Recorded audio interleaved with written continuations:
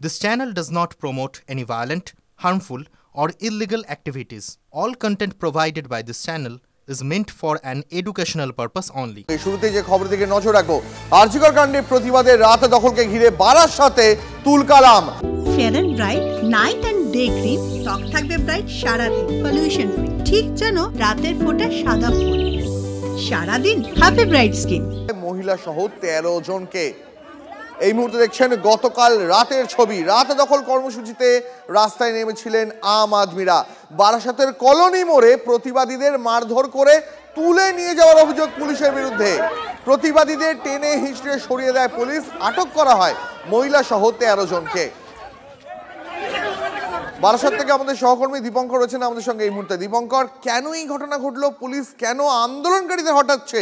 তারা তো শুধুমাত্র স্লোগান, হাতে মোমবাতি, প্রদীপ নিয়ে আন্দোলন করছিল।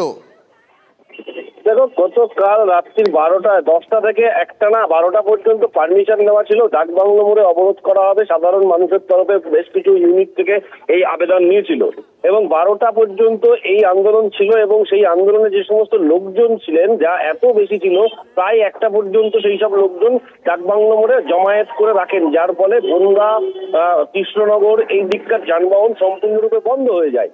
এরপর 1টার দিকে একটা দেখা যায় যে ডাকবাংলো মোড়ে আন্দোলনকারীদের মধ্যেই একটা বচসা ঝগড়া এই ধরনের হতে থাকে। তারপর আরো 8 ঘন্টা মতো ডাকবাংলো মোড়ে চলে, কিন্তু ওখান থেকে ওই আন্দোলনকারীরা তারা চলে যান কলোনি মোড়ে, যেখানে কোনো পারমিশন নেওয়া ছিল না বলে পুলিশের দাবি। এবং সেই জায়গায় যখন তাদেরকে এসডিপিও বারাসাত যান অবরোধ তুলে নেওয়ার জন্য বা এই রাস্তা ছেড়ে দিয়ে তারা আন্দোলন চালান, যানবাহন চলাচল করুক, এমন কথা তাদের বলতে যান, তখনই বচসা বাঁধে এবং পুলিশের যে কথা দাবি করছেন যে বেশ কিছু মহিলা কনস্টেবলের সঙ্গে খারাপ আচরণ করেছে, সেই কারণে তারা বাধ্য হয়েছেন। কিন্তু প্রশ্ন হলো, যে বিষয় নিয়ে আন্দোলন, যে তিলোত্তমার বিচারের দাবিতে এত মানুষ রাস্তায় নামতেন, সেইখানটায় এইভাবে তুলে দেওয়ার প্রয়োজন ছিল কতটা? সেক্ষেত্রে পুলিশের বক্তব্য, 1 নম্বর তো পারমিশন নেওয়া ছিল না ওই এলাকায় অবরোধ করবার জন্য। দ্বিতীয় যেটা ব্যাপার, সেটা হচ্ছে মহিলা পুলিশদের সঙ্গে অসভ্য খারাপ আচরণ করেছে।